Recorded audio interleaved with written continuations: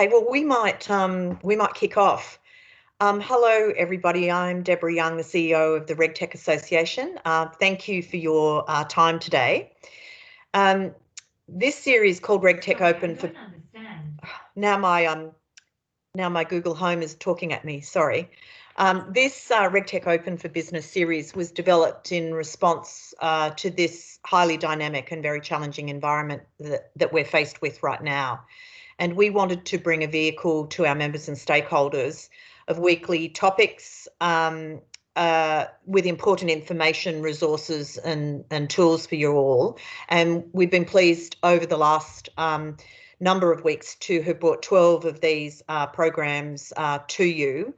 And we've done so on a complementary basis to open up opportunities and to open up the dialogue to everyone and make them as accessible as possible. And today we've got 8 countries on the line and we've got representatives from media, from regulators, from financial services, banks, consulting firms. We've got government agencies, law firms, tech companies of all different sizes, fund administrators, investors, payment platforms, universities, industry bodies, and of course our RegTechs. If there's one of the things that gets RegTech community excited is to talk about things as they relate to trust for consumers. And today's topic on CDR and talking about privacy and consent is right up there in terms of what we are talking about right now. And with the ACCC having recently launched the Consumer Data Right Register and their accreditation platform for banks and fintechs to become accredited data recipients, we are really, really lucky to have today an expert panel to discuss the impacts on competition and the consumer experience. As well, we'll drill down in particular around policy goals, the practical challenges, and present some use cases. I'd like to just take this moment to thank our sponsors, Deloitte, and in particular their patience as we originally had planned this panel for our conference that was postponed from the 17th of March owing to the COVID crisis, and we thank Deloitte for their patience as we've sought to realign our programs and to pivot and reimagine these as new series of programs. So just some housekeeping, if you wouldn't mind. If you could stay on mute, and probably if I could ask you maybe to turn your cameras off just to preserve any bandwidth, except for those presenting. And we'll curate all the questions today via the chat function. You'll see that as the little icon on the toolbar there. And if you could identify yourself on the chat with your name and your organisation, that'll help us put the questions in context.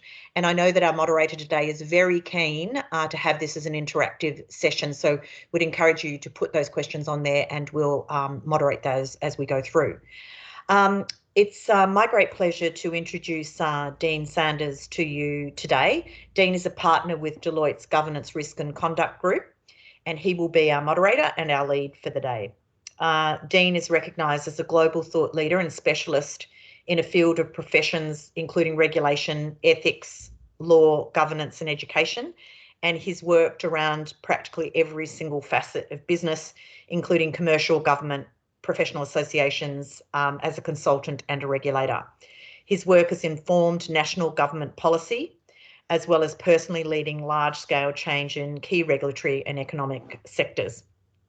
His academic background includes undergraduate and postgraduate law, psychology and business, as well as professional education and people development, culminating in the completion of a doctorate in the field of professions, regulation and consumer trust. So there's no better person than to lead us through this conversation.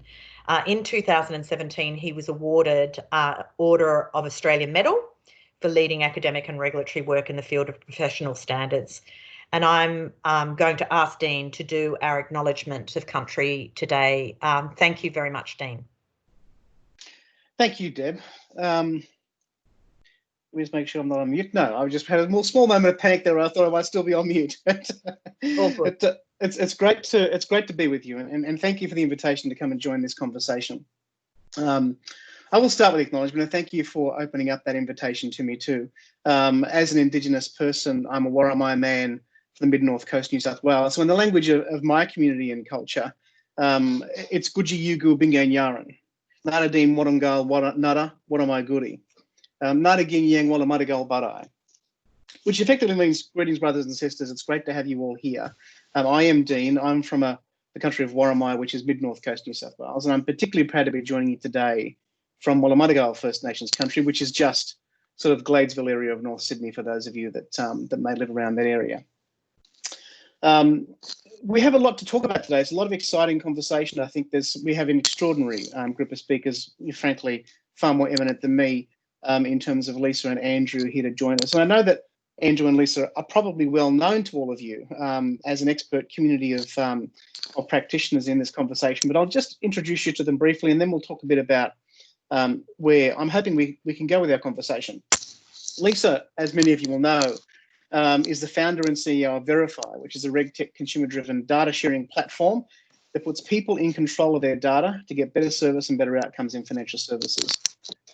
Lisa is everywhere. And that's great to see, but Lisa is everywhere.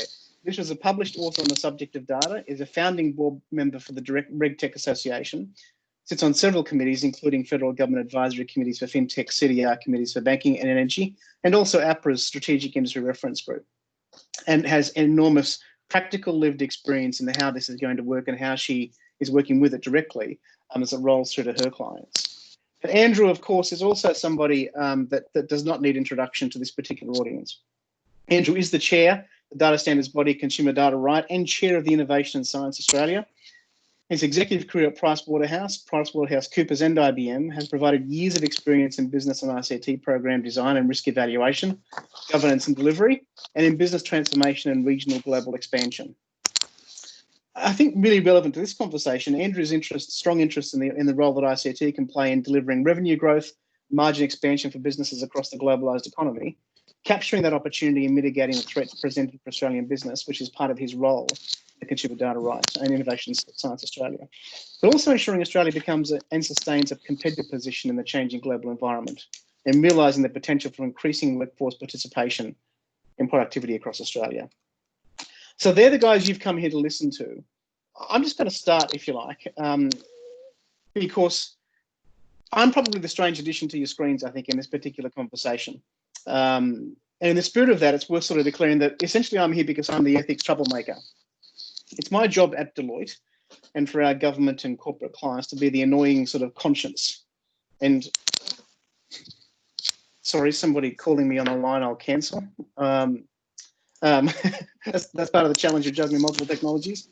So I spend most of my time, so I focus a lot on the sort of corporate clients and the sort of the annoying conscience activity of encouraging us all to think about the why issues of sort of regulatory reform and change. I don't think we do enough of that as a nation. Why are we doing this? Why do we choose to regulate in this particular way? Why is the law constructed in a particular way? So I spend most of my time working with clients and maybe just sometimes hoping to get to an ethical basis on which we can proceed to the how issues of getting things done. So I think in the conversation today, we've got both how and why we sort of want to try and unpack a little bit. Now, I am informed in that sort of whole thinking by sort of a long life in the field of regulation and law, and as Deb sort of indicated, a reasonable handful of occasionally useful qualifications. But I'm even more informed in my thinking by my Indigenous heritage as Worimi man, and the body of ethics that sits behind the lived experience and cultural intersection of that.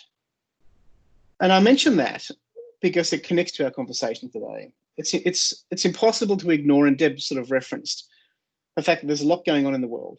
In fact, we did, as to Deb's point, first begin talking about this panel back in February of this year, back when I'm not even sure it was the same world that we're currently living in. There have been a lot of very, very big changes in the world since then, and some of them are weighing heavily, on all of us, I think. The thing that I'm most struck by, though, is that even though some of those issues are very large, they all arise from the very small. And in the case of COVID, microscopically small. But these change agents at a microscopic level have profound effect on us as a people and, frankly, as a global community. COVID is a global pandemic, but we've seen it have effect on every one of us in deeply personal ways. Economic recession ultimately looks like a a system, a political level of system, but it impacts each of us personally and our families very differently. It's this personal human level effect that I think makes this whole RegTech and general technology space so interesting. It's also why I think the rollout of CDR is so important to get right. The most powerful word, in my view, in the acronym of CDR is the word rights. Because in the law, rights are the language of the individual. I should say as an aside, in the Indigenous culture, we don't talk about rights. We talk about responsibility. Responsibility, by contrast, is the language of leaders and community. We might unpack that a little bit more later if you're interested in that conversation. But in the meantime, the job of the community on this video for all of you is to try and make sense of rolling out entire systems of technology for our future society, whilst ensuring we respond to the inherent duty of rights that are embedded in the title of the consumer data right. And I want to invite all of you into that conversation today. You know, two people that have been at the forefront of that conversation and are going to share their insights into today's conversation at a very practical level, of course, are Andrew and Lisa, and they'll lead us in a conversation. But we really want to invite you into this session.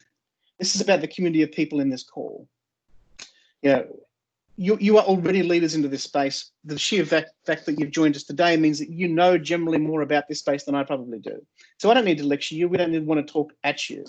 We want to hear, you might want to hear a bit about ethics of data, but maybe not. We want to bring you into the conversation. So I want you to get cracking with your questions. Some people have already thrown some things in, which is fantastic. Feel free to add them. We want to make this a conversation with this community. Andrew and Lisa are going to share their perspectives on this. We want to make sure we have a conversation.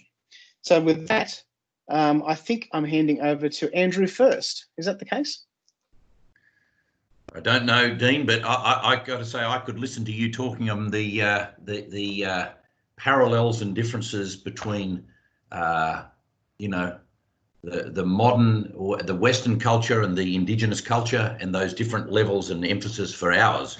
But anyway, that's not entirely why we're here. But anyway, it's a pleasure to be part of this session. And it does seem like we talked about this about the time of the last ice age, actually. And yet here we are. So sorry we're not all face to face, but I'll do my best. I'm going to start with a little discussion on the why, as you've teed up, Dean. And if I go back to this view that some time ago, the then Treasurer, Scott Morrison, asked Scott Farrell, who's a King & Wood Mallison's partner, to do a review to look at open banking. And the premise behind that was primarily about looking at the rights or the potential rights of consumers to access their data so that they could derive some value from the data that was held about them by banks. And in the end, Scott Farrell didn't recommend that we implement open banking. He recommended, him and his secretariat recommended that we implement a consumer data right that is not limited only to banking, but not limited only to financial services, that is economy-wide.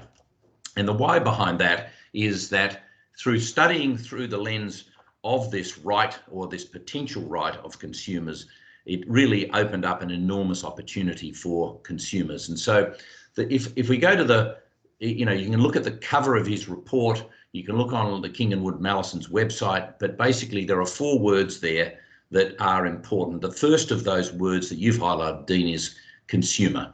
There is an individual element that is part of this regulatory change, and it's all about the consumer. And people that for over the 2 years I've been involved in the data standards, which is the organisation, the data standards body develops the technical standards by which this works. ACCC develops the rules, and the Treasury develops the legislation and the designation instrument in consultation with the Treasurer. People have asked me, oh, are you really focused on banks, or are you really focused on fintechs, RegTechs? And the answer is neither. We're focused entirely, first, second, and third, on the consumer. And then the following words that are on the cover there is talking about choice, it talks about convenience, and it talks about confidence. And primarily this regime is about enabling consumers, providing them a right to access information held about them by data holders, which is the definition in the regime, so that they can make that data available to others to provide other offers to them. And basically, there's no value generated unless someone accepts a superior offer. It's entirely optional whether a consumer uses it. It's entirely optional as to which fintech, RegTech organisation the consumer actually consents to access this data. And the offers made are not mandatory. Again, it's optional for the consumer to accept that offer or to stay with the existing supplier. And so this concept of switching actually could become fairly moot in that discussion, but it's more about the right to access the data. And importantly, and world-leadingly, this regime is unique in the world. While other jurisdictions are looking at smart data, in the case of the UK, the Indian jurisdiction is looking at a wider brief. Canada's also looking, and many others are likewise looking beyond as an open banking. This economy-wide impact in my second role, which is my Chair of Innovation and Science Australia, I think is going to bring and catalyse a whole new generation of innovation, of productivity improvement, and I hope competitiveness of businesses that can then offer services that are vastly superior to those that we've seen in the past. And really, if I get down to the what does the why mean for the consumer, I think it means increased personalisation. So instead of having cross-subsidised general overall numbers offers, you have something that's tailored specifically to you, and then you can imagine the competitive impact of the consumer data right and what that will mean. The challenge in the RegTech concept, I think, is the as-is world that we're operating in pre-CDR usually means that the compliance and regulatory and governance type activities that most organisations will follow usually involves the work being done by the consumer. And that doesn't matter if you're looking at this in a responsible lending context, where basically you have to provide all the data, you have to do all the work, and then it goes into a process. And regardless of how long that takes, there's a process where you don't have any feedback in that process. Conversely, in a CDR-powered world, we see many, many use cases where the actual data of the consumer, not only that personalisation angle, but the automation of that process is there. And in using some international examples, we know from the UK that in the COVID-19 example, many consumers were able to use and consent to authorities accessing their transactional data so that they could satisfy the requirements of the assistance that the UK government had provided for them by showing the impact that COVID had had on their earnings and on their spending. And so the reality is this is about consumers, it's about convenience, it's about confidence, and it's about choice ultimately. And I think that's an important part. And if we're on C words, obviously consent is the big important element here. And I think this is going to be, there'll be a consent impact in our economy and on all consumers well ahead of the designation of different sectors as we move beyond banking. We've had 6 advisory committee meetings already in electricity, and already there are many, many sectors that are stacked up ahead of us that should the government choose to designate those sectors, we would work effectively. So that's my opening, Dean. Hopefully that's been useful background, but also trying to help a little bit with the why. No, thank you, Andrew. So Andrew's really laid out some interesting sort of framework components there, Lisa, in terms of, gee, how fantastic is this CDR thing? Tell us how this comes. How are you seeing this? What's your way into this conversation at that level of one of our participants in this space? So I think, yeah, to your point, Dean, about I'm everywhere around this. That is a reflection of where I guess the importance that I personally and Verify as a business sees this. So to the point, I think what's really refreshing about the way we've started the conversation, and I hope that everyone on the takes the opportunity to talk to us about this is we've started with the intention. And the reason I'm everywhere, and I put so much personal time as well as work time into this, is that for me, what we're doing here is we're building infrastructure for the Australia we want to live in. And I cannot think of a more important time to have it, as we've already discussed. We bridged really with this panel pre and post COVID. And if ever there was a time when how we work online is critical to our future as a community, I think it's been highlighted. So what really gets me motivated about all of this, and I'm sure for most of you, that's the case. I acknowledge, though, that some people on the line will be here because you've been told to comply with the consumer data right, and you've got a timeline. And that's particularly important for you to be hearing this broader context, because frankly, I think a lot of, being really practical for a second, I think a lot of the wasted time and effort and missed opportunities around the consumer data right is a failure to grasp the enormity and the importance of it. So it's about the Australia we want to live in. It is about a social system. And this is where Dean's comments are really to the fore. This is about how we want to live.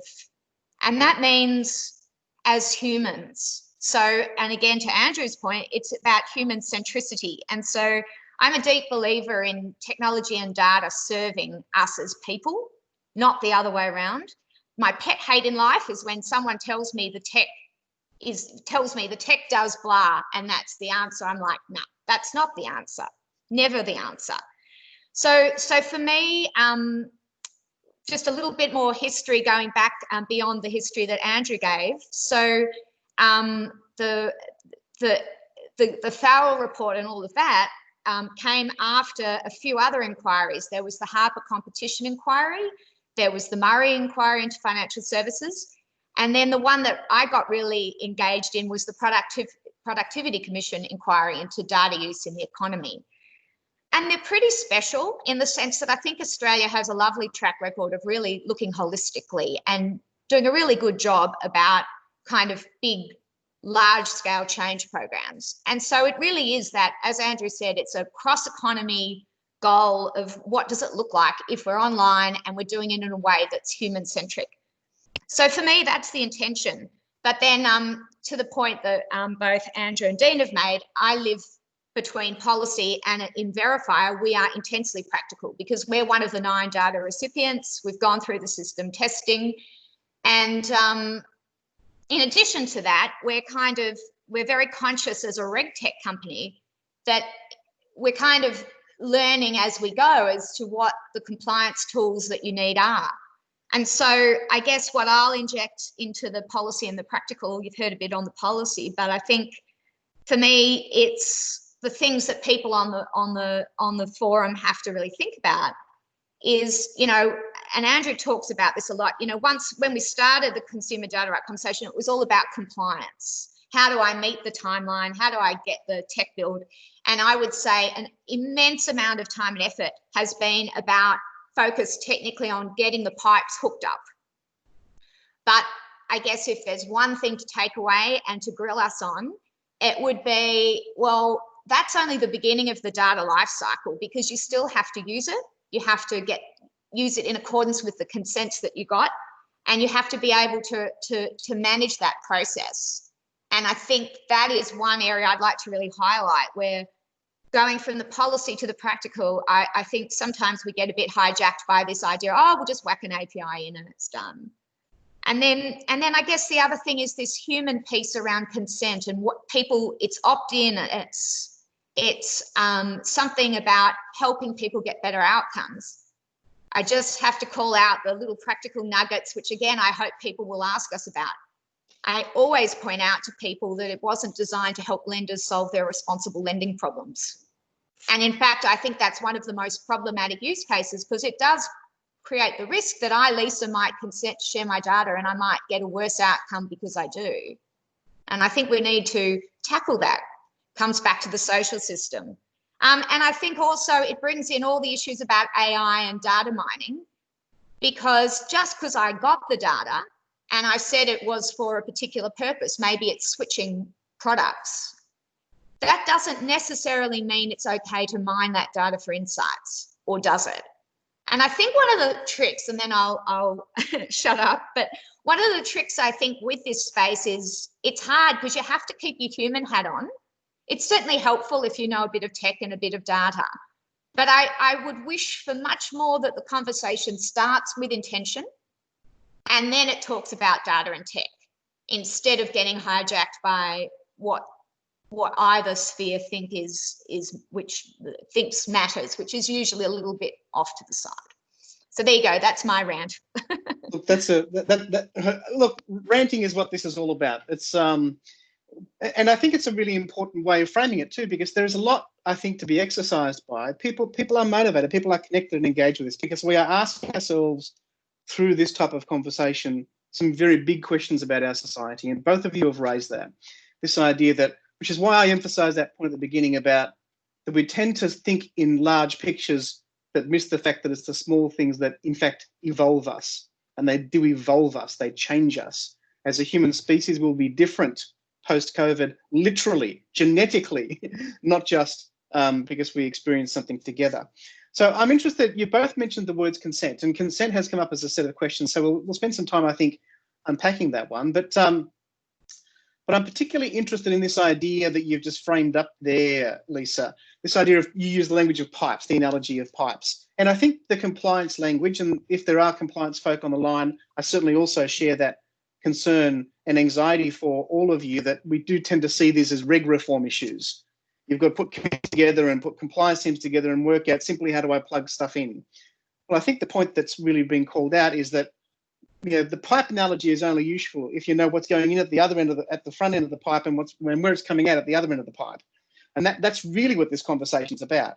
It's not about how good the pipe is in the middle.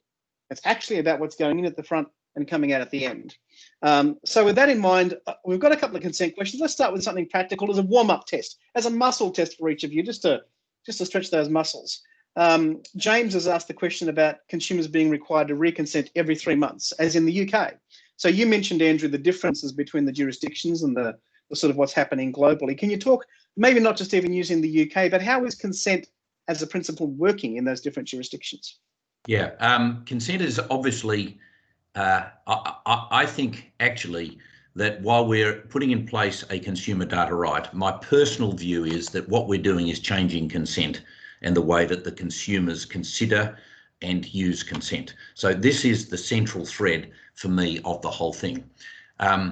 The consent, therefore, is quite important, and it's even more important in this human-centered world that Lisa's talked very powerfully about, because the consumer experience research that we do as part of our consumer experience standards work and guidelines work has shown that, in general, the Australian consumer, the Australian person, is resigned to having no impact and having no ability to consent or otherwise. They're resigned to it. And so the early stage CX research, where we get new people in who are different demographic, different vulnerability profiles, different technology that works, and we just ask them very basic questions. And the difference between that and an explanation, and then now we'd like you to reconsider your answers, now tell us, and the verbatims that come there, just show that we are not used to this idea that consent matters. And I'll give you an example. My wife has a thing that I bought her years ago. It's starting to look a bit tatty, and we understood from the supplier that you could take it back and they would fix it, and they would recondition it. And so it's a purse. And I was going to say, it's quite a nice looking cardigan, Andrew. I'm yeah, not sure why it's not the cardigan, unfortunately, it's a purse. But in that case, when we fill in the forms and this is what we're going to do and all this sort of stuff in the fee, there was a box there that said, do you consent to us sending you marketing information and putting you on our database? And I said to Pip, don't put a tick in that. Just leave that blank, right? The person said at the shop, and I won't mention them, that, oh no, unless you tick that box, we can't process your order, right? Now, that's the resigned world that we're all in, and therefore the issue of consent has been very, very important, and Lisa can attest as a member of the advisory committee and a very, very active, vocal and at times critical one, which we valued, that we put a lot of effort into this point. So the point is there is a consent element to this, and it's very central. There is a 90-day consent limit, because the set and forget consent once and for all time, we believe is a vestige of the past. And unlike the question, the comment in James's question, because I did read the chat, the UK take-up rate has not been limited by the fact that consumers have had to consent. And just talking to Imran, who heads the open banking implementation entity, about 2.5 weeks ago, they are doubling the number of consumers interacting with that regime now every 6 months. And they're not doubling, so they had 1 and now they have 2. They had 500,000, they have 1 million, and in 6 months they'll have 2 million. And the rate of uptake in that is there, but it is not being limited by consent. And that's why I mentioned, Dean, earlier, my comment that not only will we be implementing things in the sectors that are designated, but the impact that will have once people, consumers, Aussies, realise that I shouldn't adopt this resigned mental position about consent, and consent really means something because I'm going to make sure it does. I think we can be changed fundamentally and forever. Well, Andrew, I think maybe even to James's question, I'm interested in how you might make this real, Lisa, in your sorts of tools. That if I put my lawyer hat on, consent means something quite specific. It really is simply the attestation of confirmation. It frankly is mechanical, and that's a compliance process. You know, so the argument in the UK, I think, was certainly that you tick a box, and to your point, you tick a particular box, you either consent or not, and that's not really consent. If I put my ethical hat on, different hat, then consent is about the idea of informed consent, which is the idea we have a shared sense of knowledge. We understand each other's intentions, which I think also picks up on the sort of comment that that the Braintree have talked about in their sort of comment here about the idea of how consent is important to the sort of consequences of decisions or consequences of permission, not just that your data might be misused, but in terms of you not being able to purchase the purse, but you might even be sold wrong products or maybe excluded from product classes and product activities by giving consent at a different point in a different equation, that you might actually consequentially be given exclusions down the path. So I'm really interested in, from the ethical perspective, that how do you really make consent not just this mechanical? The reason 90 days, as you know, Andrew, was picked up is because we use it as a proxy. You know, that means we're constantly re-engaging with this. But that's just a compliance proxy. When what we really mean is how informed were you about, how much did you know about how your data would be used, and are you still happy for it to be used in that particular way? How's that going to work, Lisa? Well, I'll start really specific and then broaden out. And my handy hint again to everyone listening is, if you think that this is an esoteric conversation, think again, because the way consent evolves is going to fundamentally affect how you need to build. And I think that is where I think sometimes the two conversations don't mesh, is if you understand this fact that, 90 days, I think like most things in life, you know, we'll start with that. And I think we'll go in two directions almost simultaneously. So on the one hand, I'm pretty lazy, and I probably won't want, I could well imagine instructing a RegTech kind of intermediary to auto renew my 90-day things if it's important to me. But that requires, so I can imagine that I could end up, the consent would be fairly frictionless to keep going, but that relies on me having a level of understanding and awareness, and the system having an ability for me to put my instructions into a process. So at the moment, we've got a very, a 90-day pause, because that gives a meaningful moment for someone to reflect. I think we'll get much more sophisticated. But the way I think about consent is, if you think about consent, it's to Dean, to your point, consent is a general social system issue. And as a society, we do have lots of rules about what you can agree to and what you can't. So for instance, I think I give the example of, you're not allowed to sell your kidneys or your kids, I believe. Rumour has it. So you can't flog the kids. You can't agree to decide to drive over, 0.05 on the road. There are things you can't do because there's a society where it's not cool. So, and then there are things that you've got complete freedom of choice. I can decide what, how I want my coffee or whatever. And then there are things that the bargaining power is so asymmetric that you don't really get the chance as a consumer to have infinite choice because there's some asymmetry. So, for instance, all the responsible lending laws are around, don't make Lisa right at the moment when she needs the loan, decide how she's going to be, infinite choice about her options. There are limits. So I think the truth is we have to go through that process as a community. So I think ultimately where consent starts and where it finishes, there'll be some things where I can very specifically pick timing of consent, what the use of the data is, etc.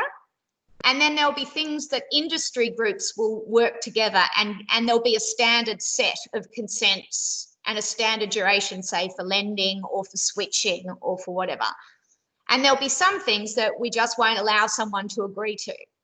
And I think that's ultimately where it goes because, I'm not in my, I have one of those horrific coffee apps, which I haven't used for a while because obviously I've been in lockdown as a Victorian, particularly for longer than everyone else. But anyway, and I'm just saying I have agreed to the entire set of consents that coffee app has. And I hate to think what it's doing with my data because I'm lazy.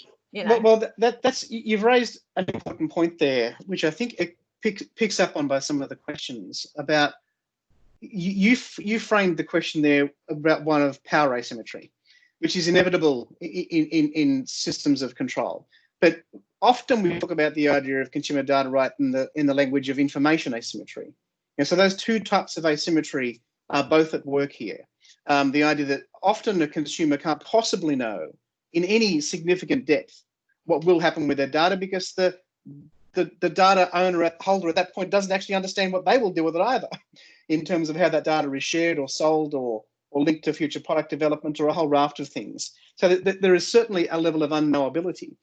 So a question that I think is interesting here is if it is the case that we have both power asymmetry and information asymmetry, how do you in fact address that from the consumer side? I don't believe you can address it through rules. We've tried that in 1,000 ways. One of the things inherent in the CDR regime is the idea of consumer data literacy and consumer financial literacy. Now, I'm not as optimistic as some about that, but nonetheless, let's open up that conversation. Yeah, Dean, it's a good one. And Lisa, if you're okay, I'll go ahead here.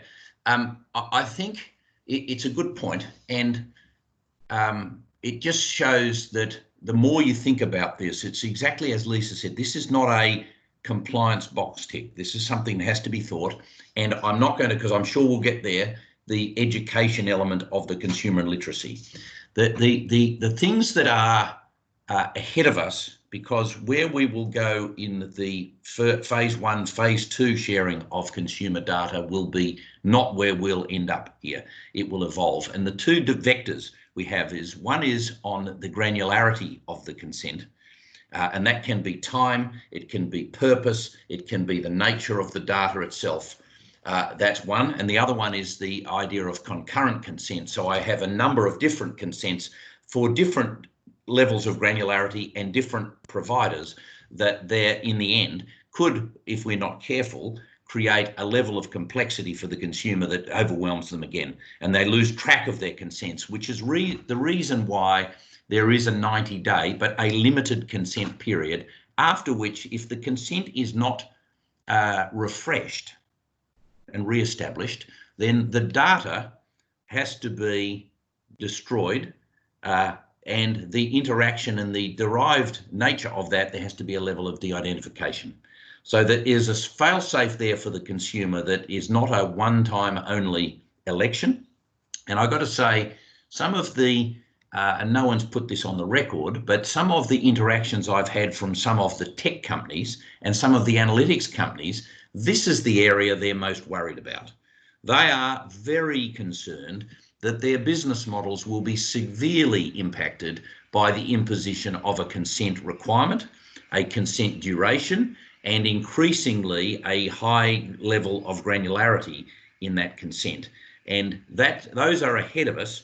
But those are, you say, Dean, how would we get there? I think as we get, so I see this as a journey for those who are participants as organisations and also as consumers. And I think, and anyone who's heard me talk on this before will know I spend more time on consent than anything, because I really do think this is the thing that's going to make us different in the way we live. And I think it will go beyond just data. I think consent will become far more important to us all.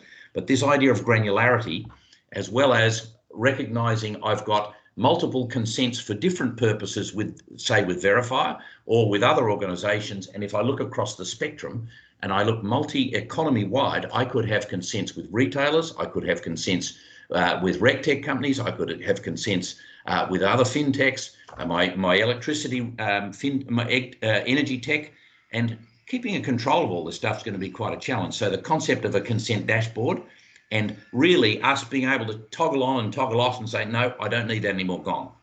And then that have a regulatory impact behind it. But I just in this context, it's really important to reinforce Lisa's point that those who have set out to merely comply with the regulation will find themselves exposed in the competitive context. That comply is not enough to generate value for the consumer, nor for your organisation and its shareholders. You need to compete. And the one clear message, and I'm sure I'm going to finish on this when we get to the end, is most people that have been this now a while, and Lisa I'm sure will nod here, will say, I wish I'd started yesterday rather than tomorrow. And that would be the message. People started late and they got into compete mode late. And you've got to get to compete mode early. And so my message to the 48 participants on this call and those listening on the recording would be, don't leave it until your sector is being designated to say, I better take this seriously. Because I would refresh right now what you're doing on consent. I would refresh right now what you're doing with consumer data, and I'd be a leader in my sector if I was you. Well, Andrew, I don't want to stop Lisa's sort of commentary on the literacy side of that conversation, but you have raised consent again, and it's setting the questions on fire. So let's go back a little bit to sort of talk about the idea that I think one of the things that's being reflected in some of the questions is that the minute we make consent the game, which is I think the way you're sort of framing this, is that all the other elements are mechanical, are obligations, are tools and outcomes, but consent is the human trigger in this process. Now, I have to say, as an ethicist, that worries me. It worries me that we start to turn the ethics of humanity and consent into a tool itself. It becomes the service. So we have consent services. The example is we have consent platforms. We have consent apps. In the search for convenience, we have tools that in fact become about the issue of consent. Now, I have to say that I struggle with that a little bit as an idea, because it's not what I'm talking about. It's not the idea of informed consent to each transaction, to each engagement, which is a richer, deeper understanding. It's a model of convenience. How can I sign all my consents in one process, in one step, by hitting a button that says consent to everything? Because that's a lot easier, given you keep asking me every 90 days for consent. So I'm interested that we don't also, sometimes what happens when we evolve technologies is we create small monsters that in fact become a bigger monster. I've only, because this is the role that the data standards body has in technical standards, is the how people would signify their informed, complete and explicit consent. And there's a whole range of those things and discussions we've had with the ACCC, who's establishing the rules in this regard. So I don't want anyone to have the impression that this is somehow some simplistic and borderline unethical process. These are the mechanisms by which, but this granularity point, and I know that's come up a bit in the chat as well, is a key point. And granularity is an element, I believe, in this concept of informed and explicit consent, because, you know, oh yeah, you can have all my data for as long as you want, for whatever you want it for. That is not That's consent, but it's not informed consent and it's not explicit consent. So if I use responsible lending as an example, then there's two elements. One is you need to understand the purpose that someone is seeking to borrow for, and then you've got to also look at the affordability for the customer. And the first one is a very important element, and it's an area where I think the biggest amount of change in the responsible lending context has gone up in the last 3 to 4 years. And so I don't want, the how isn't to say that this is simplistic and it's netted down and distilled. It's not. That's just how the consumer, it's the interaction tool that the consumer uses. But in the end, it's their explicit, complete and informed consent that is the key. And how we achieve that is where we should discuss. Well, that brings you in, Lee. So how are we going to educate consumers to participate? So I think there's a few bits to this. So in the case of the responsible lending, I don't think we necessarily do. We've got a mechanism which is the industry works with government and with consumer groups to work out what the right balance is to strike. So I don't think we want to let every individual consumer opt in because they're at that point, they want the loan. But so let's say I'm applying for a loan. I would be really peeved if someone did modelling that said, I don't know, my wine consumption over COVID meant that I couldn't get a loan, for instance, you know? Just giving you an example. Those earrings look expensive, Lisa. I'm not sure that you're going to meet your spending criteria. Well, and look, I mean, because everyone knows I'm obsessed about both great use of data and privacy, I hear all the incredible war stories of how people's data has been misused. You know, Lisa, your cosmetic spend is too much, or the one I heard last year, which is just awful, but it probably should be repeated, was a lender, an underwriter calling someone and saying, I just want to understand if your IVF spend is recurring. Wow. Right? Just saying, okay? Now, there are also models out there that can predict if you're about to get divorced or not. Now, divorce is a cause of financial stress. So is that okay? And it comes back to your point, Dean. Just because I say you can use my data for a loan process doesn't mean I'm cool with all those secondary uses of it. I am fine for you to look at my overall position, but I draw a line. Now, the question is, does every single person have to draw the line, or can we as a group work these things through? And I think that's a classic where you shouldn't put it down to the individual at that moment to have that conversation. We need as a community sort out what is cool and what's not cool. Now, I'm obsessed with privacy, and so some might say everything I've described is fine, but you know, knock yourselves out. Hopefully through the political process we can work out what the balance should be. But then to your point about education, in those cases where consent is more nuanced and it's like, you know, what kind of coffee do I want, then education's key here. But I'm afraid to say I think this is a bit like the evolution of road safety.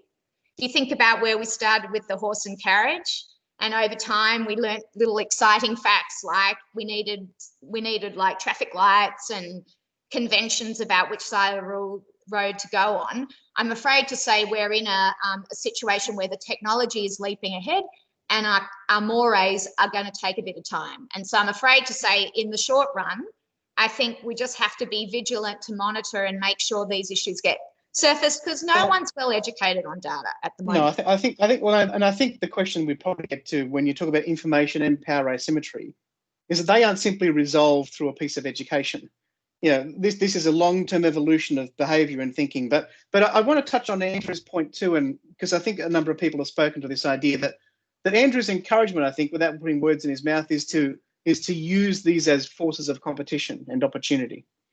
And so, interestingly, consent and or what we do with our data becomes a force of competition and opportunity. So, an encouragement to those on the call is that a way into this conversation too is being very clear with your customers what you will do with their data. In fact, becomes a point of competitive advantage. You know, to Lisa's point, how you will use data, not just what does the consumer data rights say, but what does your values say? You know, how do you as an organisation project how you will use data? What's your consumer data protection statement. By the way, the big company behind does all that sort of work. So, it's a plug from the sponsor. But Dean, right. It's exactly spot on, because that's the point. I wouldn't be waiting till my sector, whatever I'm in, gets designated. I would be doing that work now and making sure that the way we will deal with your data as our customer reflects our purpose and our commitment to you. And if you then run the ruler over it, and I've asked this question as a non-exec director elsewhere, and the thing is, I know we're confident that we are complying with all relevant legislation. That's not the point. This is about not can, should. This is about should we, and how should we be dealing with that? How do we want to positively differentiate ourselves to our consumers, knowing that consent around data is a big issue and it's going to get enormous? That's the point. Don't wait. It'll be on you before you realise, and then you'll be saying, God, I wish we'd done that earlier. I wish we'd got ahead of this, and now we're playing catch up and we're looking defensive. And just on that, the bit about I wish we'd done it earlier, I think the other thing is, don't ignore, to the point, privacy principles are there in place. And what's in general missing is, let's say I get the data, however I get it, under privacy principles, or I'm getting it through the consumer data right. The most important thing is, do you have the systems in place to account for what you did with it? Because what I would generally say is no one does. The data governance is really, for want of a better term, crap. We just don't have the systems to register what we did, because we've never had to worry about it. So if I was to say the two things that, to the point of decision regret or avoidance regret, to Andrew's point, the things I think people will be kicking themselves in a year's time will be, I wish I'd seen this as the tectonic competition opportunity that it is. And I'd had a team on competition and a team on compliance from the get-go. Because I guarantee you those two different frames make you focus in totally different ways. So that's the first decision regret, I reckon. And the second one, which is more infrastructure, is I wish I'd tackled the fact that getting it in the front door, being the data, is only 10% of the issue. It's accounting for its use that's really the big 90%er. And gee, I needed that anyway, just to lift the bar in terms of being accountable for data. And so why did I wait, Well, can I jump in, unfortunately, to say that I've just been shocked to realise that we are literally 30 seconds from our time. Does it surprise either of you that we only tinily scratched the surface of this entire conversation? So I'm proposing we should meet back here every Wednesday, what is today? Thursday? I don't know. Meet back here. Gee, as long as Deloitte keeps sponsoring the RegTech Association, Dean, I'm sure that can happen. We'll meet back every week. I'm just here for the food.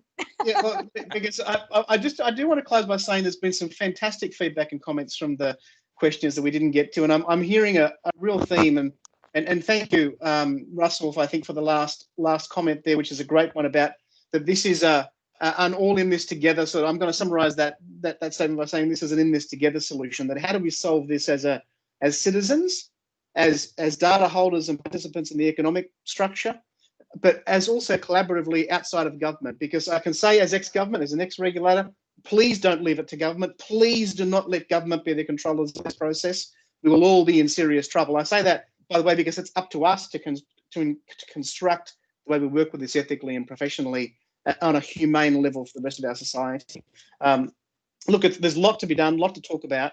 Thank you very much for your time. Deb's there, sort of glinting at me, sort of staring at me, telling me to get off the conversation. So thanks for the time. You're on mute, Deb. You're on mute. It always happens. It always happens. Some people would say it's a good thing that I'm on mute. I want to thank Dean very much today, and Andrew and Lisa. Yes, somebody has said let's do more of these. Precisely. Exactly what we want to do as your industry association. This is exactly the kind of conversations that we thrive on.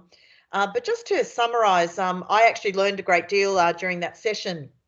Lisa, I'm lucky enough to work with Lisa because she sits on the board of the RegTech Association, and from time to time she drops a nugget. And I love your one about building the Australia that we want to live in. and we could just looking at what's happening in the world at the moment with COVID and some of the stuff that's happening in the US that's actually reverberating around the world.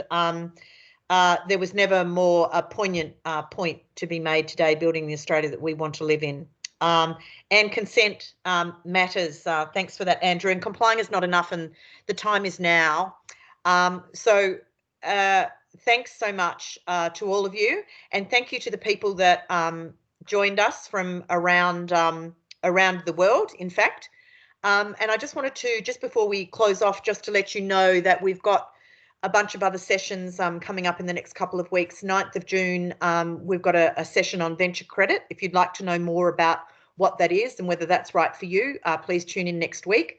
And then our global RegTech Showcase series continues next week, where we will be looking at digital identity and KYC. And then in the coming weeks, we're going to be looking at people risks and financial crime as well. And for those of you who are already thinking about 2021, please diarise the 18th of March, because that will be the date that we are running with Accelerate RegTech. And if you would like to learn more about our association, there they all are, and you can see the transition that we've made since 2018 to where we are now, 150 organisations. Please get in touch with us if you'd like to learn more about joining us. So thank you very much to the speakers and to everyone, and I'll sign off. Thank you so much. Thank you, Deb. Thank you, guys. Thank you, everyone.